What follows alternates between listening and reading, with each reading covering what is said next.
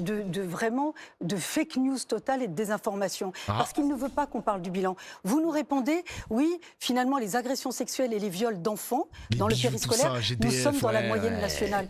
Moi, je veux vous dire, le sujet, c'est vos propos. C'est vos propos. L'outrecuidance de dire ça. Monsieur Grégoire, c'est le Conseil de Paris est encore en ligne. Vous avez dit, nous sommes dans la moyenne nationale. Moi, c'est pas pour moi.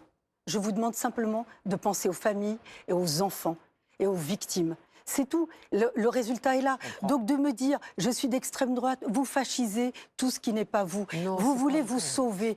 Vous ne pourrez pas vous sauver de votre bilan. Vous appelez un front républicain, mais les Français et les Parisiens appellent au front républicain. Pourquoi avoir refusé le front antifasciste? Pourquoi vous appelez au front républicain contre votre bilan? Le front républicain, il est là. Monsieur Grégoire, Madame Simonet, elle a été soutenue par des antisémites notoires. Elle est sur votre liste, oui ou non? Laurent Sorel, moi j'appelle à la protection des enfants, des Parisiens et des Parisiennes. Je voudrais qu'Emmanuel Grégoire puisse vous répondre.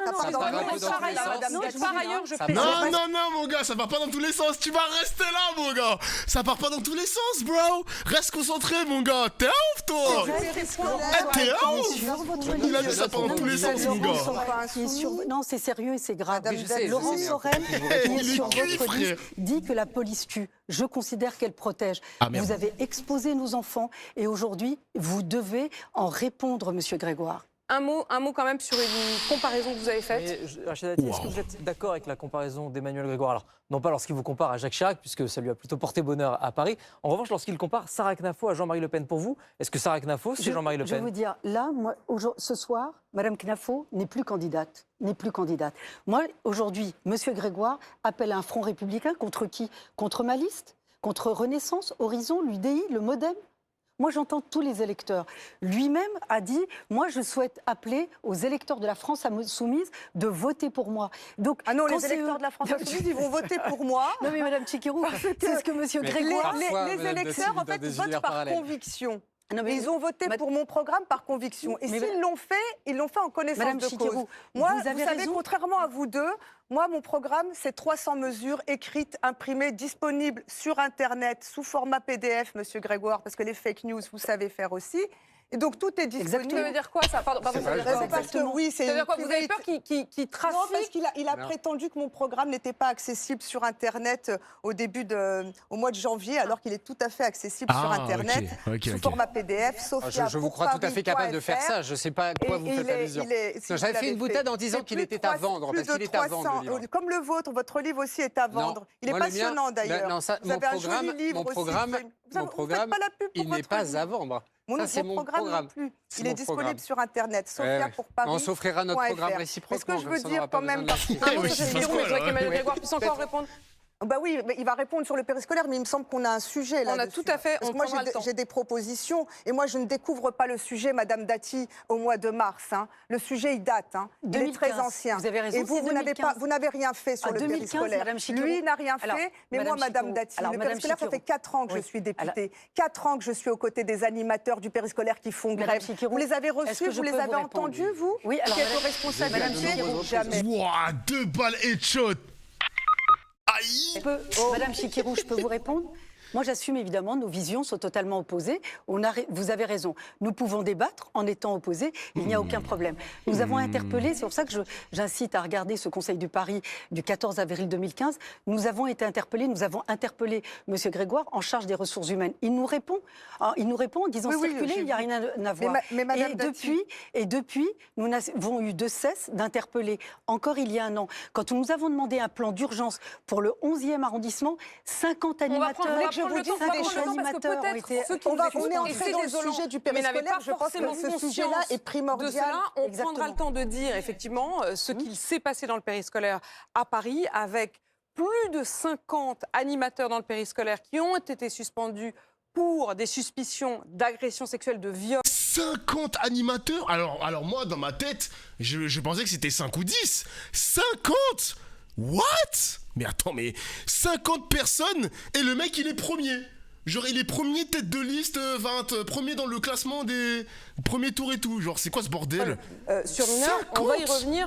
Allez-y. Non, pas du tout. Ils n'ont pas tous été suspendus sur ce motif et heureusement.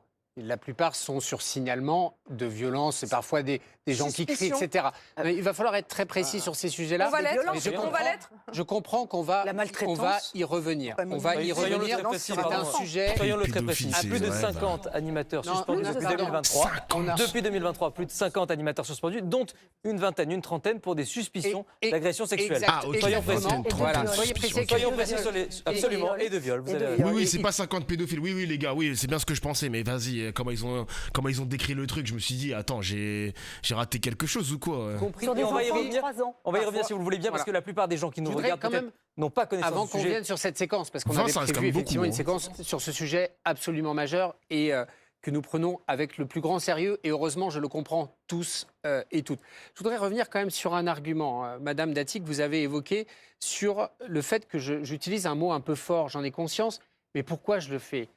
Quand je parle de droite extrémisée, pour la première fois, Sarah Knafo l'extrême droite a franchi à Paris les 10% sur le scrutin central. Je précise qu'il y avait également un candidat du Rassemblement national, mais qui a fait 1,6% des voix. Exactement. Donc c'est un score historique pour le Rassemblement national et l'extrême droite à Paris, et ça doit nous alerter. Et comme par hasard, c'est le moment où ils atteignent leur plus haut score historique que par un sort de miracle de l'esprit, ils se désistent au dernier moment. Et on le sait, c'est une discussion d'arrière-cour qui a eu lieu, qui vous a permis, après le rapprochement avec Thierry Bournazel, d'éliminer l'extrême droite pour en obtenir de facto le soutien. D'ailleurs, Thierry Bournazel est tellement peu à l'aise avec ça qu'il fusionne avec vous. Mais dans l'instant, il annonce, comme Clément Beaune et comme tant d'autres, qu'il se retire. Vous étiez dans nos négociations. Tellement il est mal à l'aise avec ce qui est en train de se passer, parce que dans la stratégie nationale de l'extrême droite de favoriser l'union des droites, l'extrême droite a choisi de se sacrifier à Paris à son profit au plan national. Et que vous en soyez complice, y compris devant l'histoire, et d'une immense gravité.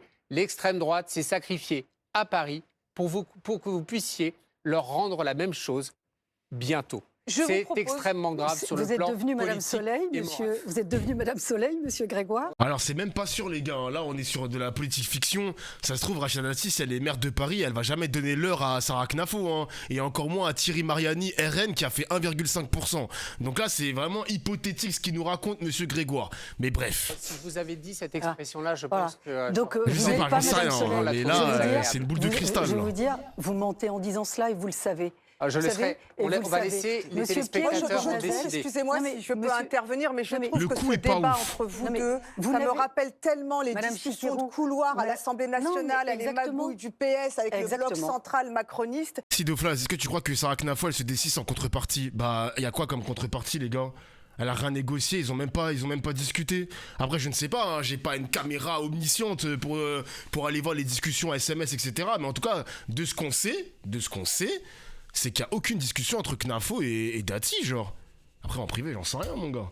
C'est fatigant. Ça ne me concerne pas. On est venu ce soir, moi je me réjouissais de ce débat. Elle n'a aucune force politique, Sarah Knafo. Je me suis battue pour être là ce soir. On peut quand même le dire. Et je me suis battue pour être là, pour pouvoir parler des sujets et du programme. Alors commençons directement par convaincre les gens sur mon programme. Le premier chapitre, c'est le chapitre sur la sécurité. Et vous avez chacun des points de vue très différents. Je voudrais commencer par vous, Rachida Dati. Vous dites vouloir, je cite, rétablir l'autorité partout à Paris et en finir avec le déni sécuritaire. Ça veut dire quoi ? L'insécurité, elle est à son plus haut niveau à Paris. C'est la première préoccupation des Parisiens. Non, mais ça veut dire quoi concrètement ? Concrètement, c'est, je vais vous dire, le bilan de Mme Hidalgo et de M. Grégoire. Ne serait-ce que sur le dernier mandat, M. Grégoire, entre 2019 et 2025. Narcotrafic, 218% de hausse. Que recouvre le narcotrafic ? Traite des êtres humains, trafic de produits stupéfiants et blanchiment d'argent notamment. Les agressions sexuelles, 60%. Ça a augmenté uniquement sur cette mandature. Attendez, 25% sur les atteintes aux personnes. On parlait au ministre de l'Intérieur, peut-être. Non, justement. C'est dommage que vous ne lui en ayez pas parlé au Conseil des ministres, parce qu'il était pas loin de vous. C'est un sujet qui relève de votre collègue. Totalement des compétences de l'État. Est-ce que je peux terminer, cynisme. Monsieur Grégoire, est-ce que je peux terminer? 130 attaques au couteau uniquement sur l'année dernière, dont une vingtaine en école primaire. La réponse de Mme Hidalgo et de Monsieur Grégoire, ça a été un hashtag Stop Couteau. et un flyer. Voilà la réponse. Alors, vous dites que ce n'est pas la compétence du maire. Le Code des collectivités territoriales indique, les articles disposent d'eux-mêmes, le maire est en charge de la tranquillité publique et de la prévention de la délinquance. Quand vous êtes maire, et si je suis maire demain, si vous ne pouvez rien faire contre l'insécurité, Monsieur Grégoire, il ne faut pas vous présenter. Je n'ai pas dit ça, il ne faut pas s'exonérer de vos propres responsabilités en la matière. Catastrophique. Et utiliser ça avec un peu de démagogie. Quelles sont mes propositions? Quand vous êtes maire de Paris, ou quand vous êtes maire, vous êtes président du Conseil local de sécurité et de prévention de la délinquance. Dans cette instance, qui y siège, Monsieur Grégoire? Le préfet de police, avec lequel vous organisez la sécurisation de l'espace public, et le procureur de la République. Quand un procureur de la République est nommé dans une juridiction, il est en charge de lutter contre la criminalité. Donc moi, mes propositions, quelles sont-elles? Avec le préfet de police, je mettrai 5000 policiers municipaux équipés, armés, formés. Ça veut dire doubler, puisqu'actuellement, il y en a 2200. Que je rattacherai à la mairie d'arrondissement, avec un doublement du nombre de caméras de vidéoprotection. Nous serons à 8000. Il y a 7000 rues à Paris, aucun angle mort. Tout ça rattaché à un centre de supervision urbain dans la mairie d'arrondissement. Attendez, je termine. Permettez-moi. Madame Chicurou, juste je termine, vous pourrez répondre. Ensuite, vous avez dans la même instance le procureur de la République. Qu'est-ce que vous demandez au procureur de la République quand vous êtes maire? Vous dites, voilà l'état de la criminalité sur mon territoire. Je vous demande d'apporter une politique pénale et des réponses à cette criminalité pour la réduire. Et le procureur a l'obligation de mettre en place cette politique pénale. Il rend compte au maire et le maire a l'obligation de rendre compte aux citoyens, ce que vous n'avez jamais fait. Moi, je m'engage à réduire la criminalité à Paris. C'est un engagement que je prends très fermement vis-à-vis des Parisiens et des Parisiennes. Avec moi, je chasserai l'insécurité du territoire parisien. C'est une de vos priorités d'ailleurs. Sophia Chikirou, de votre côté, vous n'avez pas de chapitre sécurité à proprement parler. J'ai un chapitre sûreté, tranquillité. Vous avez un chapitre sûreté, et comme la plupart d'ailleurs des candidats LFI. Vous refusez d'armer la police municipale d'armes létales. Vous parlez de davantage d'éducateurs, de médiateurs de rue, d'assistants sociaux. Est-ce que c'est une vision, j'imagine, très différente de la sécurité de celle de Rachida Dati, peut-être même de celle d'Emmanuel Grégoire? En tout cas, pour vous, la réponse, elle est d'abord sociale. Moi, je réponds aux besoins. Donc il faut identifier les besoins et arrêter de parler en l'air et de faire des promesses qu'on ne pourra pas tenir. Madame Dati, elle fait comme Madame Pécresse qui nous a promis depuis 5, 6, 7 ans d'avoir un centre de supervision, de vidéosurveillance. Ça n'existe pas, ça ne marche pas. Vous demanderez à Monsieur Pechnard. Vous le connaissez bien, ça ne marche pas, il y a renoncé. Si, dans les mairies, ça marche très bien. Ça ne marche absolument pas. Dans les mairies, Madame ça ne marche pas. Mais Madame Dati, laissez-moi parler aussi. Parce que, mais comment elle peut dire... Attends, mais comment Dati, elle peut dire que ça marche très bien, alors que 5 minutes avant, elle a dit plus 60% de violences sexuelles, plus je sais pas combien de pourcents d'agressions, machin chouette. Après, elle dit que ça marche très bien, les caméras de surveillance centralisées, je sais pas quoi. Bon, faut savoir ce que tu dis, Madame Dati. En matière de sûreté, ça marche ou ça marche pas? Je vous assure, je m'y connais assez bien. J'ai suivi ces dossiers de très près à la région Île-de-France. Ce que je peux vous dire, c'est qu'il y a des besoins spécifiques à Paris qui ne sont pas satisfaits. La police nationale est censée s'occuper du narcotrafic, de toutes ces grandes questions et de la délinquance, et elle est censée gérer tout cela. La police municipale, qu'est-elle censée faire? On dit que la police municipale est censée être une police de proximité pour assurer la tranquillité.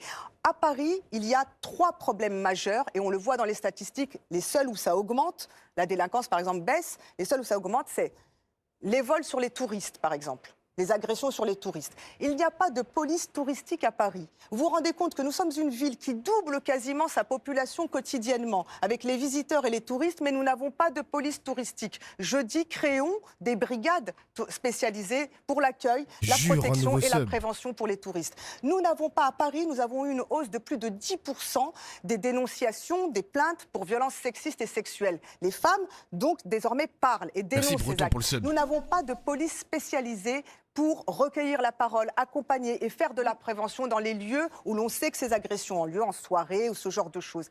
Il faut une brigade spécialisée VSS, y compris pour accompagner les plaignantes. 3e sujet. À Paris, nous avons un problème avec de la consommation de drogue en extérieur. C'est des problèmes d'addiction et des problèmes de maladies mentales souvent et de grande précarité sociale. On les évalue avec les professionnels à peu près 400 personnes qui sont concernés et qu'on va retrouver dans des zones. Nous n'avons pas de police spécialisée pour ce type d'addiction. Mais ce que je tiens à dire, vous le ferez ? Bien sûr, ce sont les 3 brigades spécialisées que nous allons créer. Mais surtout, le plus important, c'est de changer complètement la méthode de A à Z.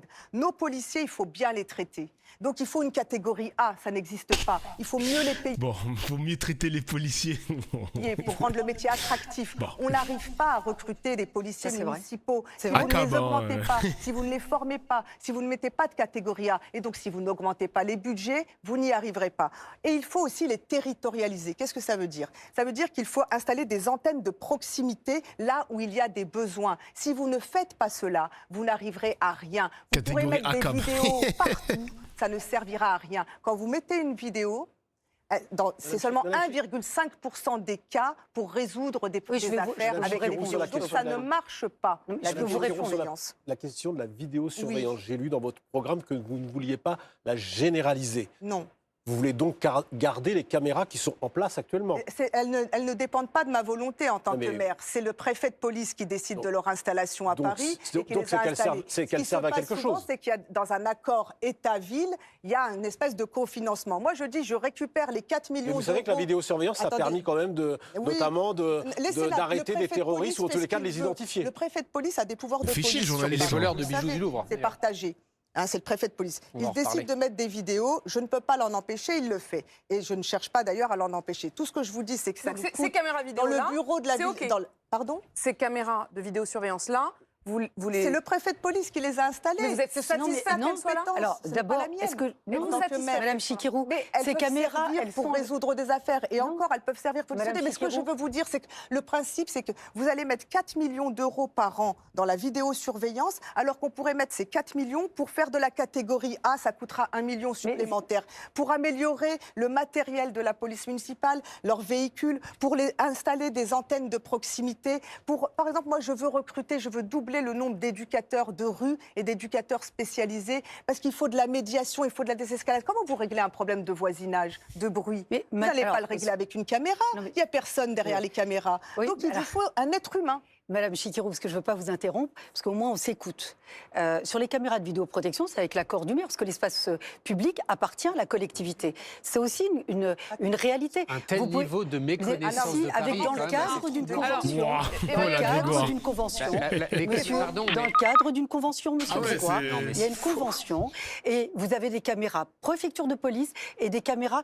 Pourquoi alors vous refusez l'installation de caméras de vidéoprotection que je vous réclame depuis des années sur le Champ de Mars, où il y a des agressions sexuelles tous les jours sur le Champ de Mars. Tous les jours, il y a des agressions sexuelles sur le Champ de Mars. Tous les jours. J'ai demandé une antenne de police dédiée au Champ de Mars et des caméras de vidéoprotection. Emmanuel Grégoire, je voudrais que vous puissiez leur répondre et ensuite vous exposer votre vision de la sécurité. Vous avez refusé, monsieur Grégoire. Allez-y, Emmanuel Grégoire. Madame Dati, manifestement, ne connaît pas très bien le sujet. C'est trop facile. Comme l'a dit Sophia Chikirou. Incompétente et illégitime pour vous. Moi, je connais le sujet. Madame Dati, je ne vais pas par courtoisie arrêter de relever vos erreurs. Ça commence. Mais quand vous dites une erreur, je la relève. Ça fait des années. Moi, je suis maire d'arrondissement. J'ai été élue pour la troisième fois. Elle est auto-arbitre du débat, Madame Dati. On a l'habitude en même temps. Et j'ai été élue pour la troisième fois. Et j'ai été élue au premier tour. Vous n'avez... Elle est auto-arbitre du débat, mais ça veut rien dire auto-arbitre. Oh là là. Non, franchement, Emmanuel Grégoire, waouh. C'est un arrondissement très difficile, Madame Dati. Arbitre. Vous a demandé un courage d'investissement. Mais les problèmes, qu'est-ce que ça veut dire? C'est du mépris. C'est pas du tout du mépris, mais la droite a toujours gagné quasiment au premier tour. Social qui ressurgit. Mais pourquoi du racisme social dans le 7e arrondissement? Vous nous avez toujours traité d'incompétents et d'illégitimes. Tout le monde n'est pas fils de préfet. Je vous le concède. Moi, je suis fils. Je vous le concède. Mon père. En tout cas, nous deux, nous n'avons pas vécu dans une préfecture. Mais moi non plus, jamais. Jamais. Vous voyez, Madame Dati. Je ne suis pas sûr que ce soit totalement au cœur de nos débats. Mais c'est quand même intéressant. Le coup sous la ceinture, là. Vous accusez Emmanuel Grégoire de racisme social. Toujours, il nous traite d'incompétents et d'illégitimes. Je suis maire d'arrondissement. Et quand vous dites nous avons des problématiques de terrain ne mêlez pas tous les ça, jours. S'il vous plaît. Vous les laissez entre eux, ils se connaissent depuis 25 ans. Nous avons des problématiques à gérer. Il y a des caméras aujourd'hui où la maire de Paris, monsieur Grégoire, nous les refuse. Le Champ de Mars, monsieur Grégoire, Vous êtes au courant ou pas de ce qui se passe sur le Champ de Mars? Oui, très Tous bien. les jours, des agressions sexuelles. Oui, c'est dans tous votre, les jours. c'est dans votre arrondissement, mais vous savez très bien que je le suis. Je l'ai beaucoup suivi pendant très longtemps. Le Champ de Mars dépend de la ville de Paris. Et que nous avons même... Vous nous avez refusé les caméras et l'antenne de Paris. Je voudrais qu'Emmanuel Grégoire puisse répondre. Qui m'a accordé, qui nous a accordé pour une raison simple. Mobile pour prendre les plaintes parce que c'est le ministre, c'est le ministre de l'Intérieur qui décide parler, ça a été trop, t'as dit là. J'ai même le souvenir. Ah, ça y est, arrête de parler. Emmanuel Grégoire, j'ai pas très bien compris. Alors, sur la question de l'armement de la police, les deux positions sont je vais revenir, pardon. La vôtre, je voudrais savoir. Je voudrais revenir sur ce qu'a dit Mme Dati, parce que je suis désolé, ce n'est ni être discourtois, ni faire preuve de racisme social, de dire quand vous faites une erreur, de le relever et de le corriger. Ça n'est pas une erreur. C'est un Les caméras de vidéoprotection à Paris sont de compétence exclusive du préfet de police. Emmanuel Grégoire, lui seul décide. Pardon, non, mais je vais finir ma phrase, Madame Demel. Je vais essayer de le faire. Je vais essayer de le faire avec ce petit bruit de fond. Non, mais pourquoi les caméras sont installées à la demande du préfet de police. Emmanuel Grégoire doit pouvoir vous répondre. Et la ville a choisi, dans les cas où elle le jugeait opportun, d'apporter son appui financier, alors que ce n'était pas du tout son obligation, parce que nous entendons la demande de sécurité et que cet outil, dans l'arsenal, n'est pas un outil magique, mais qu'il peut être utile en résolution, parfois, et peut-être en prévention. C'est moins démontré par les études scientifiques, mais je veux bien en convenir.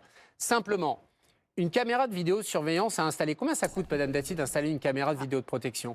Combien ça coûte? Combien ça coûte? Nous sommes à 25 millions sur le plan que nous on a budgété. Non, c'est un mauvais calcul.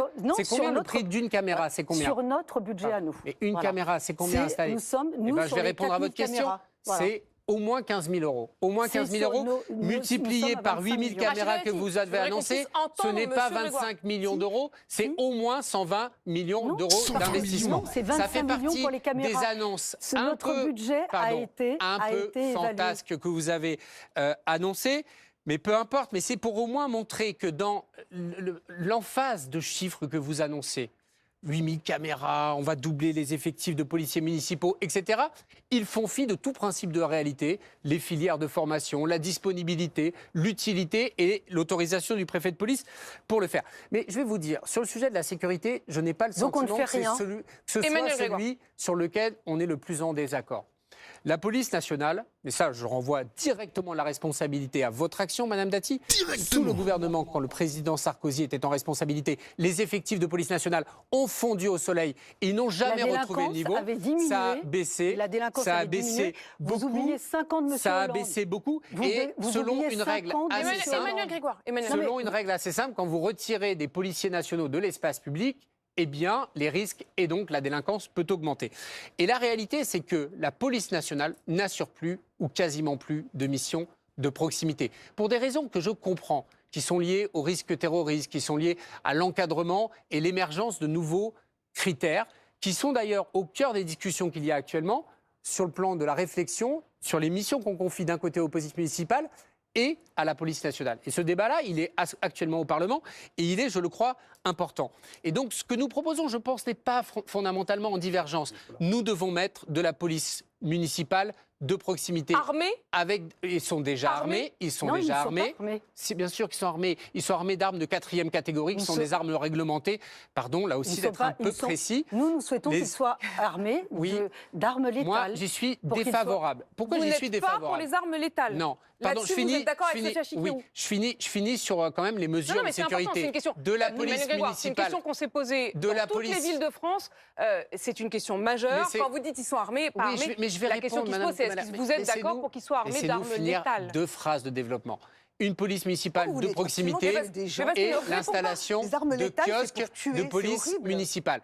Et deuxièmement, je suis d'accord et j'utilise le même terme, de création de brigades spécialisées, dans lequel d'ailleurs il ne faut pas mettre que des policiers municipaux, mais des policiers municipaux, des policiers nationaux, des agents de médiation, mais aussi des agents d'entretien, des agents de maintenance de l'espace public au global, dans tous les sites complexes, Trocadéro Champ de Mars, Gare du Nord, Gare de l'Est, sur le segment entre Colonel Fabien et Barbès-Rochechouart, parce que ce sont des sites qui ont une complexité d'intensité, de fréquentation qui créent des risques.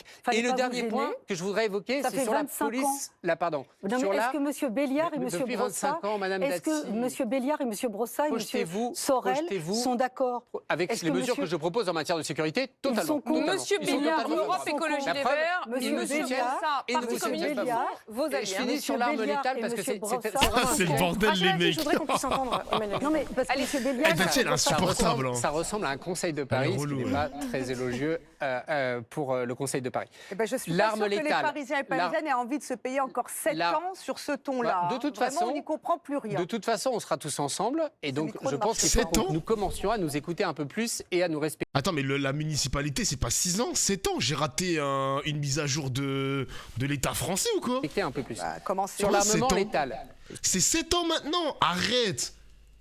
Ah, c'est parce qu'il y a eu une dissolution, non? Ah ouais, ok.